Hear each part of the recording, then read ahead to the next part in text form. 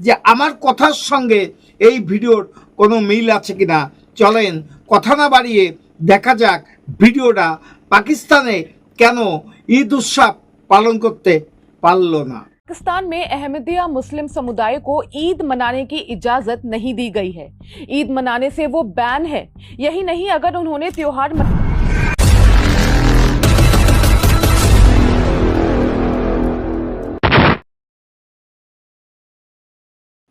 অতীতের কথাগুলো, পুরনো স্মৃতিগুলো মনে মনে রেখো। এই মনে রাখার জন্য আপনাদের কাছে আমি এসেছি কৃষ্ণপদ অধিকারী। আমার ছোট্ট একটা ইউটিউবে চ্যানেল আছে, চ্যানেলের নাম don't care, Facebook page Krishna Krishna. আজকে আমি যে বিষয় নিয়ে কথা বলবো, দেখেন এই যে গত যে শনিবার গেল, এই শনিবারে মুসলিম ধর্মের একটা বড় উৎসবের দিন ছিল। এটা পৃথিবীর লোকে জানে ভালো করে। সেটা আমি একজন সনাতন ধর্মের মানুষ হয়েও আমি কোনো ধর্মকে ঘৃণা করি না, কোনো ধর্ম হিংসা করি না। কিন্তু আমরা হিংসা কাকে করি? যারা আমাদের ধর্মের পরে আঘাত করে এবং যারা জিহাদি মনোভাব নিয়ে চলে, তাদের আমি হিংসা করি। কারণ ধর্ম যার যার, উৎসব সবার। এই যে কথাটা বলছি কেন, দেখাবো ভিডিওটা। কিন্তু আপনারা মুসলমান হয়েও আপনারা যেখানে ঈদ উৎসব পালন করতে পারছেন না, সেখানে বেদনা কষ্ট যেমন মুসলিম সমাজের প্রতি লেগেছে, হিন্দু সমাজেরও আছে। কারণ আমাদের দুর্গা পুজো, বড় পুজো যখন হয়ে যায়, তখন আপনারা আমাদের পুজোয় সম্মিলিত হয়ে আমাদের পুজো আরও জাগ্রত করেন। আমার চ্যানেল নাম don't care, Facebook page Krishna Krishna. Social মিডিয়ায় বড় একটা পরিবার বাংলাদেশে আমার আছে, তাদের প্রতি একবার নমস্কার জানিয়ে আমার এই ভিডিওটা শুরু করলাম। কেন বলছি যে আপনারা এই ঈদ উৎসব কেন পালন করতে পারছেন না? পালন করতে গেলেও সেখানে আপনাদের জেল জরিমানাও হতে পারে। এটা আমি বলছি না, দেখাবো ভিডিওটা, দেখতে থাকেন ভিডিও। যে পাকিস্তানে মুসলিম সংগঠন বড় হয়েও, মুসলিম সম্প্রদায়ের লোক বেশি হয়েও সেখানে ঈদ পালন করতে পারছে না। এটা আমি বলছি না, দেখাবো। পাকিস্তানের সংবাদ মাধ্যম এখন সব জায়গায় ছড়িয়ে গেছে যে এই কথাটা, এরা কেন ঈদ পালন করতে পারবে না, এদের ঈদ পালন করা নিষেধ কোথায় জানি না। যারা মুসলিম সম্প্রদায়ের আমার সোশ্যাল মিডিয়া ভাই বোনেরা আছে, তাদের উদ্দেশ্যে একটু কথা বলছি। আপনারা দেখবেন ভিডিওটা, যে আমার কথার সঙ্গে এই ভিডিওর কোনো মিল আছে কিনা। চলেন কথা না বাড়িয়ে দেখা যাক ভিডিওটা পাকিস্তানে কেন ঈদ উৎসব পালন করতে পারলো না। पाकिस्तान में अहमदिया मुस्लिम समुदाय को ईद मनाने की इजाजत नहीं दी गई है। ईद मनाने से वो बैन है। यही नहीं, अगर उन्होंने त्योहार मनाने की कोशिश की तो उन्हें 5 लाख पाकिस्तानी रुपए का जुर्माना भरने की ऑफिशियल चेतावनी भी दी गई है। इस रिपोर्ट में हम समझेंगे कि अहमदिया मुसलमान कौन होते हैं, इनकी हिस्ट्री क्या रही है और आखिर क्यों एक मुस्लिम देश पाकिस्तान में इन अहमदिया मुस्लिम्स को मुसलमान तक नहीं माना जाता है, क्यों इन पर इतने अत्याचार किए जाते हैं।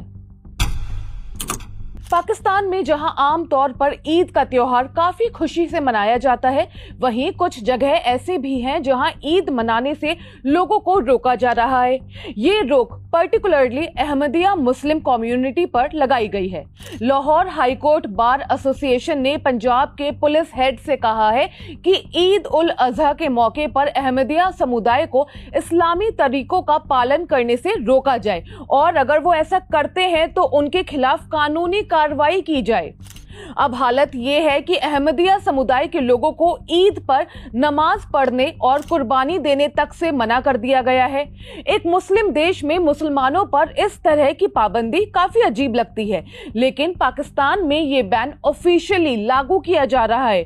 अगर कोई अहमदिया ईद पर नमाज पढ़ता है, जानवरों की कुर्बानी देता है या किसी इस्लामिक परंपरा का पालन करता है तो उसे 5 लाख रुपए का जुर्माना देना होगा। इसके अलावा अलावा अहमदिया समुदाय के लोगों से ये लिखवाया जा रहा है कि वो ईद या उससे संबंधित कोई त्योहार नहीं मनाएंगे। ये हलफनामा पंजाब और सिंध के अहमदिया मुसलमानों से भरवाया जा रहा है। उनसे ये कंफर्मेशन रिटन में ली जा रही है। ऐसा क्यों हो रहा है, उसके लिए हमें सबसे पहले समझना होगा कि ये अहमदिया है कौन। इस सवाल का जवाब इतिहास में छिपा है।